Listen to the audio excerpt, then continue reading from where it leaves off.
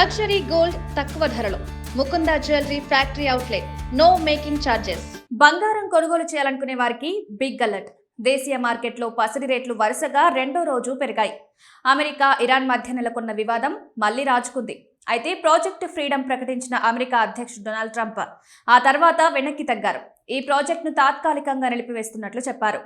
దీంతో వివాదం పరిష్కారమయ్యే దిశగా అడుగులు పడుతున్నట్లు వార్తలొచ్చాయి. క్రూడ్ ఆయిల్ ధరలు దిగొచ్చాయి. దీంతో బంగారం ధరలు ఈ రోజు స్వల్పంగా పెరిగాయి.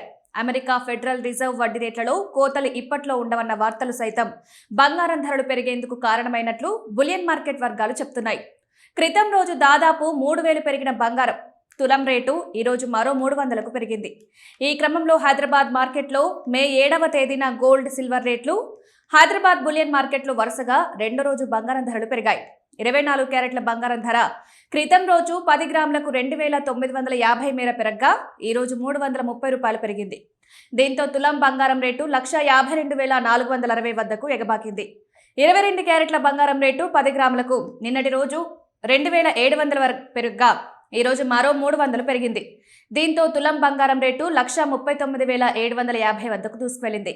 బంగారంతో పాటు వెండి రేటు సైతం భారీగా పెరుగుతోంది. క్రితం రోజు కిలో వెండి రేటు 5,000 పెరగ్గా ఈ రోజు మరో 5,000 పెరిగింది. దీంతో హైదరాబాద్ బులియన్ మార్కెట్లో కిలో వెండి ధర ప్రస్తుతం 2,75,000 స్థాయికి ఎగబాకింది.